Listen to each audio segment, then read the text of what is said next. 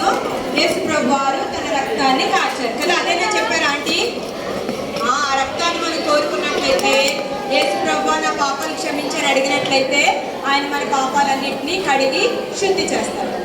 సరే, యేసు ప్రభు వారిని సిలువ వేశారు కదా, వేశారా? మార్నింగ్ ఆంటీ చూపించారు.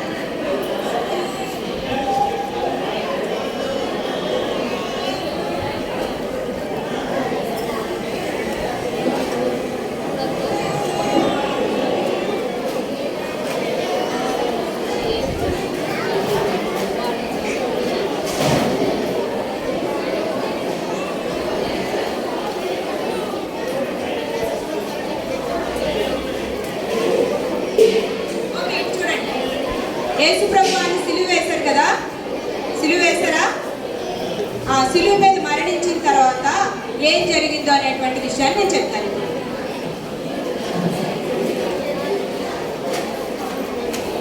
ఓకేనా? వినండి, వినాలి అందరూ. ఆంటీ మార్నింగ్ యేసు ప్రభు సిలువ వేయడం గురించి, ఇద్దరు దొంగల గురించి చెప్పారు కదా. తర్వాత ఏమైందంటే, జాగ్రత్తగా వినండి. అక్కడ ఉన్నటువంటి గవర్నర్ అనేటువంటి ఆయన పిలాతు గారు ఉన్నారు. ఆయన అడిగి ఒక వ్యక్తి ఉన్నారు, యోసేపు, అతని పేరు ఏం పేరు? అరిమతయి యోసేపు. ఏం పేరు అతని పేరు? ఆయన ఏం చేశారంటే, యేసు ప్రభు సిలువ మీద మరణించిన తర్వాత, వినాలి, వినకపోతే ఇప్పుడు ఆఫ్ చేసి వెళ్ళిపోతారు. స్టోరీ ఆపేద్దామా? చెప్తున్నామా? ఎంతమందికి ఇష్టం? ఇది నిజమైన కథ కదా, నిజంగా జరిగిన విషయం కదా. 2000 సంవత్సరాల క్రితం నిజంగా జరిగినటువంటి విషయం. ఓకే, వినండి, చాలా సైలెంట్ గా వినాలి, చాలా తొందరగా ముగించేస్తాం. ఓకేనా? యేసు ప్రభు వారు సిలువ మీద మరణించిన తర్వాత ఆయన యొక్క దేహాన్ని ఇమ్మని చెప్పి అరిమతయి యోసేపు అనేటువంటి ఆయన అడిగారు అనమాట. ఎవరు పర్మిషన్ తీసుకున్నారు? గవర్నర్ గారు పర్మిషన్ తీసుకున్నారు. గవర్నర్ ఎవరు? పిలాతు. ఓకే, ఆయన దగ్గర పర్మిషన్ తీసుకొని, ఇంకో ఫ్రెండ్ హెల్ప్ తీసుకొని, ఒక్కరే ఆ శరీరాన్ని తీయగలరా? తీయలేరు కదా. కాబట్టి ఇంకో ఫ్రెండ్ హెల్ప్ తీసుకొని ఆ శరీరాన్ని కిందకి తిప్పి దాన్ని చక్కగా ఒక తెల్లని వస్త్రంతో చుట్టి జాగ్రత్తగా సమాధి చేశారు. ఆ సమాధి ఎవరిదంటే, అరిమతయి యోసేపు అనేటువంటి ఆయన చాలా గొప్ప ధనవంతుడు, చాలా డబ్బున్న వ్యక్తి అనమాట. ఆయనకి ఏముందంటే, ఒక పెద్ద తోట ఉంది. ఆ తోట మధ్యలో తను చనిపోతే తను పాత పెట్టడం కోసం ఒక సమాధిని కట్టించుకుని ఉన్నాడు రెడీగా. యేసు ప్రభు వారి దేహాన్ని తీసుకొని ఆ అరిమతయి యోసేపు ఏం చేశాడంటే, తన కోసం తొలిపించుకున్నటువంటి ఆ సమాధిలో పెట్టారన్నమాట. పెట్టి ఏం చేశారంటే, ఆ సమాధిలోంచి యేసు ప్రభు వారు బ్రతుకున్న దినాల్లో ఏం చెప్పారంటే, నేను చనిపోయి 3వ దినాన్ని లేస్తానని చెప్పాను. కాబట్టి 3వ దినాన్ని లేస్తారో లేరో చూద్దాం అని డౌట్ ఉంటుంది కదా వాళ్ళందరికీ. అందుకని ఏం చేశారంటే, ఆ సమాధికి ఒక పెద్ద రాయిని అడ్డంగా పెట్టేశారు. ఎవ్వరు, ఒక మనిషి ఇద్దరు తొయ్యలేరు అనమాట. అంత బరువైన పెద్ద బండరాయిని ఆ సమాధికి అడ్డంగా పెట్టేశారు. పెట్టేసిన తర్వాత ఒక రోజు అయిపోయింది, నెక్స్ట్ సాటర్డే అయిపోయింది, ఇంకా సండే, థర్డ్ డే వచ్చింది అనమాట. థర్డ్ డేనే కదా లేస్తానని చెప్పారు. సండే వచ్చింది. సండే వచ్చేసరికి కొంతమంది స్త్రీలు, భక్తులేని మరియా, వేరొక మరియా, ఇంకో కొంతమంది స్త్రీలు అందరూ ఏం చేశారంటే, యేసు ప్రభు వారి దేహానికి సెంట్ పోద్దామని, చనిపోయి 3 రోజులు అయిపోయింది కదా, ఎలా ఉన్నదో ఏంటో శరీరం, వెళ్ళి సెంట్ పోద్దామని చెప్పేసి సెంట్ బాటిల్స్ తీసుకొని తెల్లవారుజామున ఇంకా చిక్కడిగా ఉండగానే బయలుదేరి సమాధి దగ్గరికి వస్తున్నారంట. వస్తూ దారిలో అనుకున్నారంటే, వాళ్ళకి డౌట్ వచ్చింది. ఏమని డౌట్ వచ్చిందంటే, అరే మనం వెళ్తున్నాం కానీ సమాధిలోకి వెళ్ళడానికి వీలు పడదేమో కదా, ఎందుకంటే చాలా పెద్ద బండరాయి పెట్టేశారు కదా అడ్డంగా. ఎవరు తీస్తారు మన కోసం? ఇప్పుడు మనమేమో ఆడవాళ్ళం, మనం తొయ్యగలమా రాయిని? ఎట్లా వెళ్తామో సమాధిలో ఆ యొక్క యేసు ప్రభు వారి దేహం దగ్గరికి అని ఆలోచించుకుంటూ వచ్చారంట. ఎక్కడికి వచ్చారు? యేసు ప్రభు వారు నుంచినటువంటి సమాధి దగ్గరికి వచ్చారనమాట. వచ్చేసరికి సమాధికి వచ్చేసరికి అందరూ నడుస్తూ వస్తూ ఉన్నారు. మరియా అనేటువంటి ఒక స్త్రీ వాళ్ళకంటే ఇంకా ఫాస్ట్గా వచ్చేసింది అనమాట. ఇంకా ఫాస్ట్గా వచ్చేసి సమాధి దగ్గరికి వచ్చి చూసేసరికి ఆశ్చర్యపోయిందంట. ఏమనుకుంటారు వీళ్ళు, ఎవరు తీస్తారు మన కోసం రాయి అనుకుంటుంటే, వచ్చేసరికి రాయి పక్కకి తోసేస్తుందంట. ఎవరు తోసారు? ఒక్కసారి స్టన్ అయిపోయింది అనమాట. అమ్మో ఎవరు తీశారు, ఇది ఎలా తీస్తారు అనుకుంటుంటే వచ్చేసారే అని ఇలా చూసిందంట సమాధిలో. చూస్తే ఎవరు లేరు, యేసుప్రభు వారి దేహం లేదు అక్కడ. వెంటనే నేను చాలా కంగారు పడిపోయింది అనమాట. అయ్యో, యేసుప్రభు వారి దేహానికి నేను సెంటిపోద్దామని వచ్చానే, అసలు ఇక్కడ దేహమే లేదు, అసలు ఎవరు ఎత్తుకుపోయారు యేసుప్రభు వారిని. ఇంకొక నిమిషం లేట్ చేయకుండా పరిగెత్తుకుని శిష్యుల దగ్గరికి వెళ్ళిపోయిందంట. యేసుప్రభు వారి శిష్యులు తెలుసా మీకు? ఎవరు? పేతురు, యోహాను, యాకోబు అన్నారు. 11 మంది ఉన్నారనమాట. ఇస్కరియోతు యూదా లేడు, అప్పుడు 11 మంది. వాళ్ళ దగ్గరికి పరిగెత్తుకుని వెళుతూ ఉంది.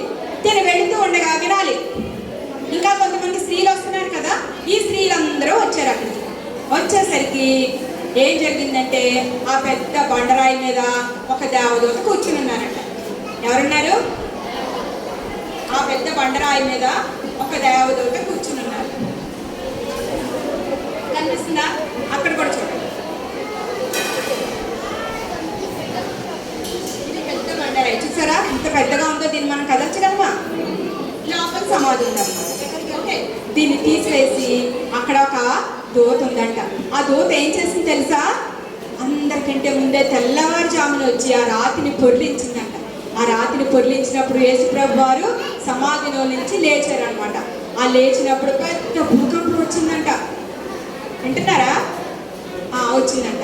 అప్పుడు ఆ దూత ఏం చెప్పిందంటే, మిగిలిన స్త్రీలతో చెప్పింది, యేసుప్రభు వారు లేచారు, చెప్పారు కదా, ఆయన చెప్పినట్లే లేచారు, కాబట్టి మీరు వెళ్ళి ఏం చేస్తారంటే శిష్యులకి చెప్పండి, యేసుప్రభు వారు సమాధిలో లేరు, లేచారని చెప్పండి అని చెప్పిందంట దూత. చెప్తే సరే అని ఈ స్త్రీలందరూ ఎక్కడికి బయలుదేరారు? శిష్యులకి చెప్పడానికి వెళ్ళారు. ఈ లోపల మరి ఆల్రెడీ ముందు వెళ్ళిపోయింది కదా, మరి వెళ్ళి పేతురికి, యోహానికి చెప్పి, యేసుప్రభు వారి దేహం సమాధిలో లేదు, రండి రండి మీరు అని చెప్పి వాళ్ళిద్దరిని తీసుకొని తను వచ్చిందంట. ఎక్కడికి వచ్చింది? సమాధి దగ్గరికి వచ్చింది. వచ్చేసరికి వాళ్ళు కూడా వచ్చి ఇలా చూసారంట. చూస్తే సమాధిలో ఏముంది తెలుసా? చుట్టారు కదా, ఒక క్లాత్ చుట్టారని చెప్పాను కదా, బాడీకి అంతటికి ఒక క్లాత్ని చుట్టారు. ఆ చుట్టిన క్లాత్ చుట్టినట్టే ఉందంట. తల దగ్గర ఒక రుమాలు ఉందంట. కానీ లోపల ఏం లేదు? బాడీ లేదు, యేసుప్రభు వారి దేహం లేదు. ఎందుకు లేదు చెప్పండి? యేసుప్రభు వారు తిరిగి లేచారు. మరి ఎవరైనా చనిపోయినాడు తిరిగి రావగలరా? మీరు ఎప్పుడైనా చూసారా? ఎవరు లేవరు. అలాంటి సూపర్ పవర్ ఎవ్వరికీ లేదు. ఆంటీ మార్నింగ్ చెప్పారు కదా, అసలు యేసుప్రభు వారు ఎందుకు వచ్చారు ఈ లోకానికి? చనిపోవడం కోసమే వచ్చారు. మనకేముంది పరలోకంలో? మనకేముంది? ఫస్ట్ మెమరీ వర్స్లో నేర్చుకున్నారు మీరు. తండ్రి అంటే అనేక నివాసములు కల, మనందరికీ మంచి మంచి నివాసాలు ఏర్పాటు చేయడానికి వెళ్ళారు కదా. కాబట్టి మనల్ని కూడా తీసుకెళ్ళడం కోసం, పరలోకానికి మార్గాన్ని ఏర్పరచడం కోసమే వచ్చారు యేసుప్రభు వారు. మార్నింగ్ చెప్పారు ఆంటీ, ఎంతమంది విన్నారు? మరి యేసుప్రభు వారు శిలువ మరణం ద్వారా, సమాధి చేయబడటం ద్వారా, తిరిగి లేవడం ద్వారా ఏమైంది? పరలోకానికి మనకి మార్గం ఏర్పడింది. మనం పరలోకానికి వెళ్ళడానికి ఒక మార్గము ఏర్పడింది అనమాట. సో ఆ విధంగా పేతురు, యోహాను వచ్చి చూసేసరికి సమాధిలో ఏముంది? క్లాత్ మాత్రమే ఉంది, చుట్టబడిన బట్ట మాత్రమే ఉంది. యేసుప్రభు వారి దేహము లేదు. లేకపోయేసరికి పేతురు, యోహాను ఏం చేశారంటే చూసి, ఓహో యేసుప్రభు వారు లేరు, మరి ఏమయ్యారో ఏంటో అని అలా అనుమానించుకుంటూ వాళ్ళు కూడా వెళ్ళిపోతే ఇక మరియా అనేటువంటి స్త్రీ ఉంది కదా, ఆ స్త్రీ మాత్రం పూర్ అక్కడే కూర్చుని ఏడుస్తుందంట. ఎందుకంటే యేసుప్రభు వారిని చాలా ప్రేమించింది అనమాట, చాలా ఇష్టం యేసయ్య ఆవిడ. అందుకని అయ్యో యేసుప్రభు వారి దేహం ఏమైంది, ఎవరు తీసుకెళ్లారు, అసలు ఏం జరిగింది, నాకు ఏం తెలియట్లేదని అక్కడే కూర్చొని చాలా చాలా దుఃఖపడుతుంది అనమాట. ఏడుస్తూ ఉంటే అప్పుడు ఏడ్చి ఇలా సమాధిలోకి చూసిందంట. చూసేసరికి అక్కడ తన దగ్గర ఒకడు, కాళ్ళు ఉంచబడినటువంటి ప్లేస్లో ఒకడు, ఇద్దరు దేవదూతలు కనిపించారంట. కనిపించి ఏం చెప్పారు తెలుసా? అమ్మా ఎందుకు ఏడుస్తున్నావు నువ్వు అని అడిగారంట. అడిగితే మరి ఏం చెప్పిందంటే, ఎందుకు ఏడుస్తున్నానంటే నా ప్రభు దేహం దీంట్లో ఉండాలండి, కానీ ఎవరో తీసుకెళ్ళిపోయారు, అది ఎక్కడ తీసుకెళ్ళిపోయారు మీకు తెలిస్తే కొంచెం చెప్పండి, నేను ఆయన ఎత్తుకుని తీసుకెళ్ళిపోతాను అని అడిగిందాన్ని. అలా అడుగుతూ మాట్లాడుతూ ఉండగా ఎవరో వెనక నుంచి ఒక ఆయన మరియా అని పిలిచారంట. మరియా అని పిలిచేసరికి వెంటనే ఎవడికమ్మా ఈ స్వరం ఎక్కడో విన్నానే, నేను ఇది నాకు తెలిసిన స్వరమే, ఎవరు పిలుస్తున్నారు నన్ను అని ఇలా చూసినట్టు. చూసేసరికి అక్కడ ఒక ఆయన నిలబడి ఉన్నారు. ఆయన ఏమంటున్నారంటే, స్ట్రైక్ అయింది. యేసుప్రభు వారు బ్రతుకున్న రోజుల్లో పిలిచిన పిలుపు విని, అవును యేసుప్రభు స్వరమే కదా ఇది అని వెనక్కి తిరిగి చూసి గుర్తుపట్టింది. ఆయనే యేసుప్రభు. ముందు ఏమనుకుందంటే ఈ తోటలో ఉంటుంది సమాధానం చెప్పాను కదా, ఒకవేళ తోటమాలేమో ఆయన అనుకుని ఆయన వైపు చూసేసరికి ఆయన పిలిచిన పిలుపును గ్రహించింది. ఎవరు పిలిచారో గ్రహించింది అన్నమాట. గ్రహించి వెంటనే ఏమందంటే మరియా రబ్బూని అన్నాడు. రబ్బూని అంటే బోధకుడా అని అర్థం. బోధకుడా అనిపించిందంట. అప్పుడు ఆమెకి ఇంతవరకు చాలా ఏడుస్తుంది కదా, ఏడుపు అంతా పోయింది. చాలా సంతోషం వస్తుందంట, హృదయం నిండా సంతోషం వస్తుంది. అయ్యో నా యేసే నాకు కనిపించారు, నాకు తెలిసిపోయింది, ఇక్కడే ఉన్నారు యేసు, ఎక్కడికి పోలేదు, ఎవరు ఎత్తుకుపోలేదు దేహాన్ని, ఇక్కడే ఉన్నారు, ఆయన చెప్పినట్లు తిరిగి లేచారు, ఇక్కడే ఉన్నారనుకో చాలా సంతోషపడుతూ ఆయనతోనే చాలా ముచ్చటించాలని అనుకుంటున్నాను. కానీ యేసుప్రభు వారు ఏమన్నారంటే, మరియా నేను తిరిగి లేచాను, నువ్వు వెళ్ళి మిగిలిన శిష్యులకి చెప్పు అన్నారంట. చెప్పు అంటే మరి ఏం చేసిందంటే మిగిలిన శిష్యులందరికీ నిజంగానే యేసుప్రభు వారు చెప్పినట్లుగానే తిరిగి లేచారు అని చెప్పింది. కానీ తిరిగి లేవడంలో ఉన్నటువంటి ముఖ్యమైన విషయం ఏంటంటే నూతనమైన జీవం. యేసుప్రభు వారు నూతనమైన జీవాన్ని పొందుకొని తిరిగి లేచారన్నమాట. కాబట్టి ఆయన బిడ్డలమైనటువంటి మనం కూడా యేసుప్రభు వారి యొక్క నూతన జీవాన్ని కోరుకుంటే మనకు కూడా ఇస్తారు. ఈ నూతన జీవం పొందినటువంటి యేసుప్రభు వారు ఏమయ్యారంటే తిరిగి ఆంటీ మార్నింగ్ చెప్పారు కదా, ఆరోహణమై ఎక్కడికి వెళ్ళారు ఆరోహణమై పరలోకానికి వెళ్ళారు. పరలోకానికి వెళ్ళి మరి ఇప్పుడు ఏం చేస్తున్నారు తండ్రి కుడిపార్శ్వం నుండి మన కొరకు ప్రార్థన చేస్తున్నారు, మనందరూ రక్షించబడాలని. ఇంకా రెండో పని ఏం చేస్తున్నారంటే మన కొరకు నివాసాలు కడుతున్నారు. నీకొక ఇల్లు నాకొక ఇల్లు అలా కడుతున్నారనమాట. చూడండి, మనం ఏదైనా ఒక మంచి దేశం, ఒక అమెరికా వెళ్ళాలనుకోండి, అబ్బా అమెరికా వెళ్ళడమా ఎంత బాగుంటుందో కదా, అమెరికా చాలా బాగుంటాయి. అసలు రోడ్లు ఎంత బాగుంటాయో, ఇల్లులు ఎంత బాగుంటాయో, మనుషులు ఎంత తెల్లగా ఉంటారో, మన ఇండియాలో మురికిగా ఉండదు, చాలా బాగుంటుంది. అవకాశం వస్తే నేను వెళ్ళాలి అనుకుంటాం కదా. ఎవరైనా అమెరికా అవకాశం వస్తే వద్దనుకుంటారా? ఎవరైనా వద్దంటారా? అమెరికా ఏం బాగుంటుంది నేను వెళ్ళను అంటారా? అనరు కదా. ఎవరైనా సరే వెళ్ళాలని ఆశపడతారు. అమెరికా కంటే, ఆస్ట్రేలియా కంటే, లండన్ కంటే, ఈ ప్రపంచంలో ఉన్నటువంటి గొప్ప గొప్ప దేశాల కంటే ఇంకా చాలా గొప్ప దేశం ఏం దేశం? పరలోక దేశం కదా, చాలా గొప్ప దేశం. అక్కడైతే ఏముంటది? బంగారంతోనే రోడ్లు వేస్తారు, తారు రోడ్లు కాదు. ఏం రోడ్లు అక్కడ? బంగారంతోనే రోడ్లు, బంగారు వీధులు, బంగారపు రోడ్లు, సూర్యుడు చంద్రుడు ఉండరు, ఆకలి ఉండదు, దప్పికుంటే ఇంకా చాలా చాలా విషయాలు ఉన్నాయి. దూతలు ఉంటారు, పెద్దలు ఉంటారు, నిత్యం మనం స్తుతిస్తూ ఉంటాం. చాలా గొప్పగా ఉంటుంది అనమాట. అటువంటి గొప్ప దేశానికి వెళ్ళాలని ఆశ ఎవరికి ఉండదు చెప్పండి? ఉన్నదా మీ అందరికి ఆశ? ఆల్రెడీ ఫస్ట్ డే ఆంటీ చెప్పినట్లుగా హెవెన్కి వెళ్ళడానికి ఇక్కడ ఉన్న ఆంటీ వాళ్ళు చాలా మంది, నేను కూడా సిద్ధంగా ఉన్నాం. హెవెన్కి వెళ్ళడానికి మేము సిద్ధంగా ఉన్నాం. మీరున్నారా? మరి ఇప్పుడు నేను హెవెన్కి వస్తాను, యేసయ్య ఆంటీ తీసుకెళ్ళిపోతారా? మరి ఏం చేయాలి? వెళ్ళాలంటే టికెట్ ఉండాలి కదా. టికెట్ ఉండాలా? టికెట్ లేకుండా ఫ్లైట్ ఎక్కించుకుంటారా? ఎక్కించుకోరు కదా. టికెట్ ఉండాలి. టికెట్ ఏంటి? ఫస్ట్ లెసన్లో ఆంటీ చెప్పారు. ఏంటి టికెట్? రక్షించబడాలి, మన పాపాలు ఒప్పుకోవాలి, మన పేరు అక్కడ ఉండాలి.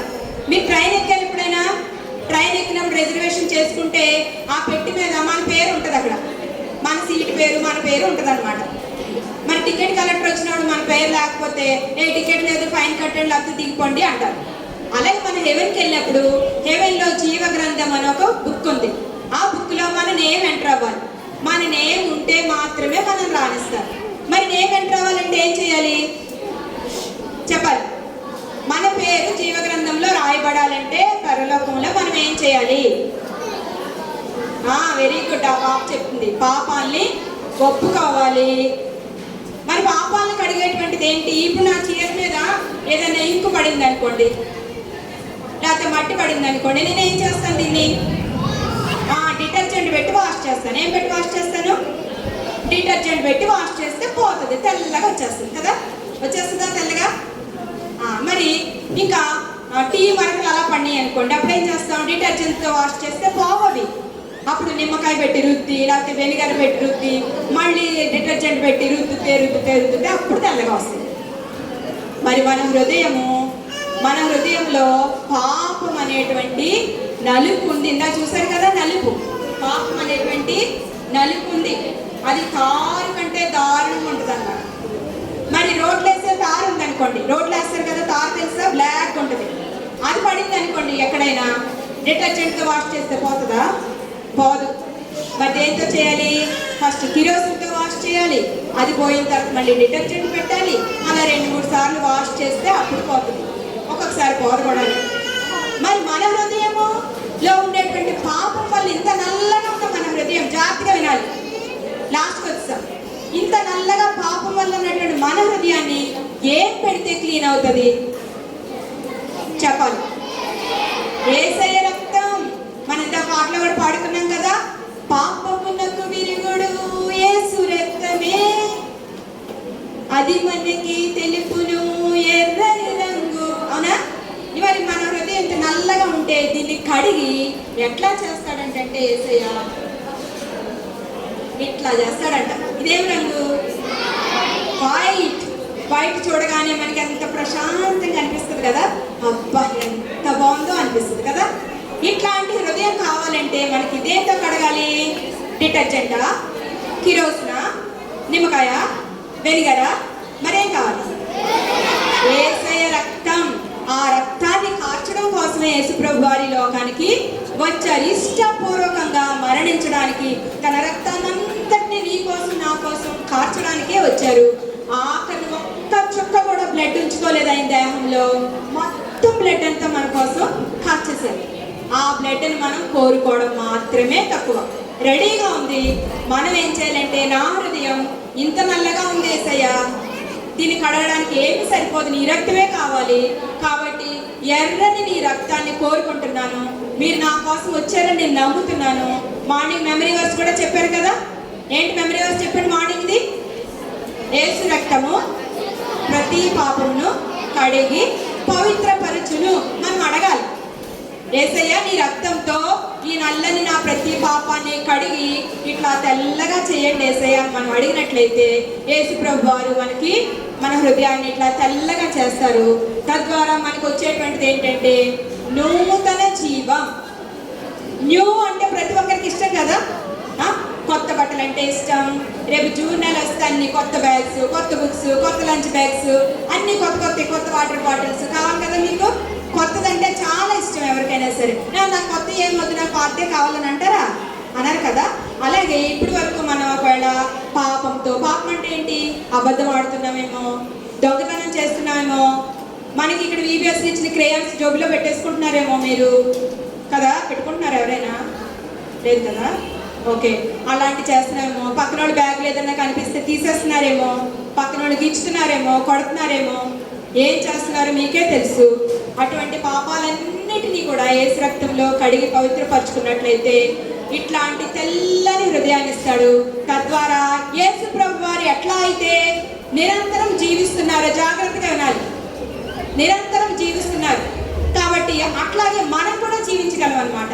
ఈ లోకంలో శారీరకంగా చనిపోయినప్పటికీ మన ఆత్మ యుగాయుగాలు తరతరాలు దేవునితో కూడా ఉంటుంది అన్నమాట. అటువంటి గొప్ప ఆపర్చునిటీని దేవుడు మనకి ఇస్తున్నాడు కాబట్టి దాన్ని వినియోగించుకోవాలి మనం. మరి మనం చేయాల్సింది ఏంటి? ఫస్ట్ పని చెప్పాలి. ఫస్ట్ పని మనం ఏం చేయాలి? యేసు ప్రభువా నేను పాపిని అని చెప్పాలి. నా హృదయం ఎట్లా ఉంది? ఇట్లా నల్లగా పాపంతో నిండిపోయింది, దీన్ని శుద్ధి చేయడానికి నీ రక్తమే కావాలని నేను ఎరిగాను, కాబట్టి నీ రక్తాన్ని నాకు ఇవ్వండి, నీ రక్తంతో నా హృదయాన్ని కడిగి శుద్ధి చేయండి అని మనం అడగాలి. అడిగితే ఆయన చేస్తాడా? మార్నింగ్ మెమరీ వర్స్లో చెప్పుకున్నాం. చేస్తారా చేయరా? చేస్తారు. అలా చేస్తారని చెప్పి మనం ఏం చేయాలంటే నమ్మాలి. నమ్మినట్లయితే ఆయన మనకి ఏం చేస్తాడంటే ఇలాంటి తెల్లని హృదయం ఇస్తాడు. ఇది నూతనమైన జీవాన్ని ఇస్తుంది, అంటే న్యూ లైఫ్ని ఇస్తుంది అనమాట. ఇప్పటి వరకు అబద్ధాలు ఆడినాడు, అబద్ధాలు ఆటలు వేసే మనలో ఉంటే దొంగతనం చేసినాడు, దొంగతనం చేయరు, ఎవరి వస్తువులన్నీ తీసుకున్న వాళ్ళు తీయరు, గిల్లరు గిచ్చరు, ఎలాంటి కార్యక్రమాలు ఏమీ చేయరు అనమాట. ఎందుకు? యేసయ్యే మనలో ఉంటారు. యేసయ్య ఆత్మరూపంలో మన హృదయంలోకి వస్తాడు. మనం ఇన్వైట్ చేయాలి, యేసయ్య మీరు నా హృదయంలోకి రండి అంటే ఆయన వస్తారు. కానీ తీరా వచ్చేసరికి మన హృదయం నల్లగా ఉందనుకోండి, పాపంతో లోపలికి ఎంటర్ అవుతారా? ఎంటర్ అవ్వలేరు. కాబట్టి మనం ఏం అడగాలంటే, నా హృదయాన్ని కడగండి నీ రక్తంతో, తెల్లగా చేయండి అంటే, అప్పుడు ఎప్పుడైతే మనం శుద్ధ హృదయం కలిగి ఉంటామో యేసు ప్రభువారు మన హృదయంలోనికి వచ్చి జీవిస్తారన్నమాట. జీవించినప్పుడు ఆయనే మనల్ని లీడ్ చేస్తారు. మనం ఏం చేయాలో ఏం చేయకూడదో వినాలి బాబు. అలాగా ఏదైనా ఆహార పదార్థాలు కానీ ఏ వస్తువు అనేది కనిపించింది అనుకో, మనకు వెంటనే తీయాలనిపిస్తుంది. కానీ మన లోపల యేసు ప్రభు వారు ఉన్నారనుకో, ఏం చెప్తారు? ఓయ్ డేవిడ్, నువ్వు నా బిడ్డవి, తీయకూడదు అట్లా అని చెప్తారు. వెంటనే అవును ప్రభు, నేను పాపాలు ఒప్పుకున్నాను కదా, నేను నూతనంగా ఉన్నాను, నా స్వభావం అంతా మారిపోయింది, నేను అట్లాంటి పనులు చేయను అనుకుంటా ఉన్నాను. అర్థమైందా? అలాగా నూతనమైన జీవాన్ని యేసుప్రభు వారు మనకు అనుగ్రహిస్తారు. కాబట్టి మనం ఏం చేయాలంటే, యేసుప్రభు వారిని మన హృదయంలోనికి స్వీకరించాలి. ఆయనే వచ్చి మన హృదయంలో ఉండమని మనం కోరుకోవాలి. మన పాపాలు కడుక్కొని పవిత్రపరుచుకున్నట్లయితే ఆయన మనకి నూతన జీవాన్ని అనుగ్రహిస్తారు. ప్రార్థన చేసుకుందాం. మోకరించాలి, అందరూ మోకరించాలి.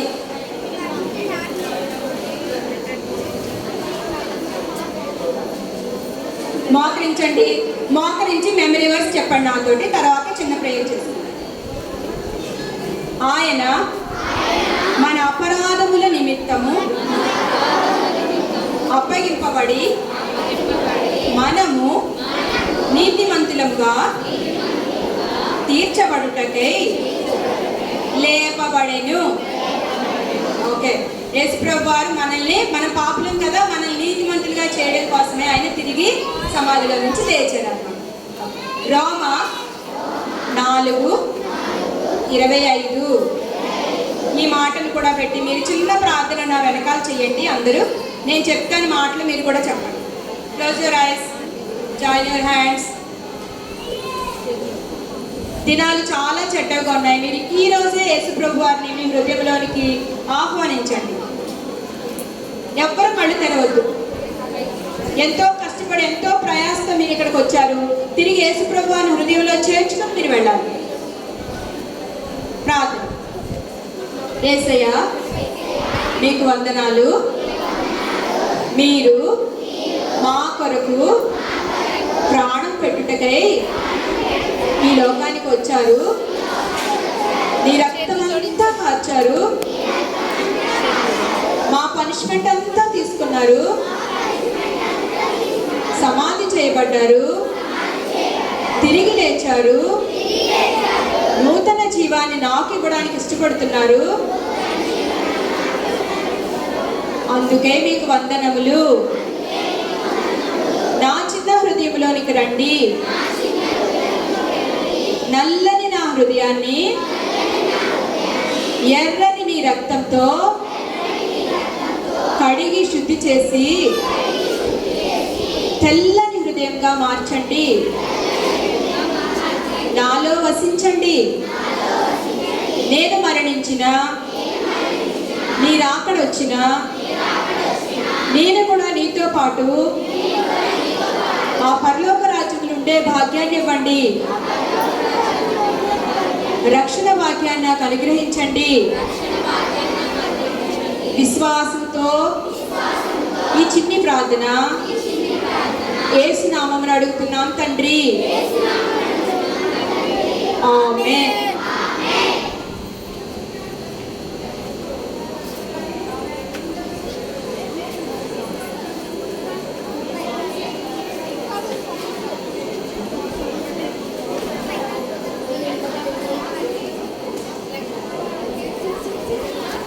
ఓకే, ప్రార్థన చేద్దాం. మోకరించండి. ఇప్పుడు చేసిన ప్రార్థన మీరు చేసిన ప్రార్థన అన్నమాట. అవునా? మీరు అడిగారు అందరూ యేసయ్యని రమ్మని. ఓకే, ఇప్పుడు నేను ప్రార్థన చేస్తాను. Close your eyes. అట్లే ఉండండి ఒక్క నిమిషం. ప్రేమ కలిగిన తండ్రి, కృపా కనికరం కలిగిన గొప్ప దేవ, మీ పరిశుద్ధమైన పాదాలకు వేలాది వందనాలు స్తుతులు చెల్లించుకుంటున్నాం. మీరు ఈ లోకానికి వచ్చినటువంటి విషయాన్ని, మా కొరకు మీరు నెరవేర్చినటువంటి కార్యాన్ని, తండ్రి ప్రభా, నూతన జీవాన్ని మీరు మాకు ఇవ్వడానికి ఇష్టపడినటువంటి దేవుడుగా ఉన్న విషయాన్ని బిడ్డలకు అందించడం జరిగింది. చిన్న బిడ్డలు ప్రభా, ఆ చిన్న హృదయంలో ఈ వాక్యాన్ని నాటింప చేయండి. తండ్రి ప్రభా, బాలుడు నడవలసిన మార్గం మనకు నేర్పించము, పెద్దవాడైనప్పుడు దానిలోంచి తొలగిపోడు అన్నారు ప్రభా. ఇదిగో నా నీ బిడ్డలకు నాన్న తండ్రి మీరు వచ్చినటువంటి పర్పస్ని తెలియజేశాను తండ్రి ప్రభా. దయతో జ్ఞాపకం చేసుకోండి, వాళ్ళ హృదయంలో భద్రపరచండి తండ్రి. ఒకనాటికి తండ్రి అది ఫలింపగలిగినట్లుగా మీరే సహాయం చేయండి. బిడ్డలందరూ నోరు విప్పి రక్షణను కోరుకున్నారు ప్రభువా. కోరుకున్న వారికి మీరు తప్పక అనుగ్రహించేటువంటి దేవుడు కాబట్టి చిన్న బిడ్డలను జ్ఞాపకం చేసుకొని ఇలాంటి వారిదే పరలోక రాజ్యం అన్నారు కాబట్టి తండ్రి ప్రభువా, ఈ బిడ్డలలో ఎవ్వరూ కూడా తప్పిపోకుండా ప్రతి బిడ్డ కూడా నీ రాజ్యంలో ఉండేటువంటి గొప్ప భాగ్యాన్ని ఇవ్వండి తండ్రి. రక్షణలోనికి నడిపించండి. ఈ వాక్యాన్ని శత్రువు ఎత్తుకొని పోకుండా మీరే బలపరిచి నడిపించవలసిందిగా కోరుకుంటూ ఇక్కడ చేరి వచ్చినటువంటి ప్రతి చిన్న బిడ్డను పేరు పేరు వరుసన మీకు అప్పగించుకుంటూ రావాల్సిన దీవెనను బహుమానాన్ని వారికి అనుగ్రహించమని యేసుక్రీస్తు వారి అతి శ్రేష్టంగా హెచ్చింపబడిన నామములో స్తుతించి ప్రార్థించి వేడుకుంటున్నాం తండ్రి. Praise lord.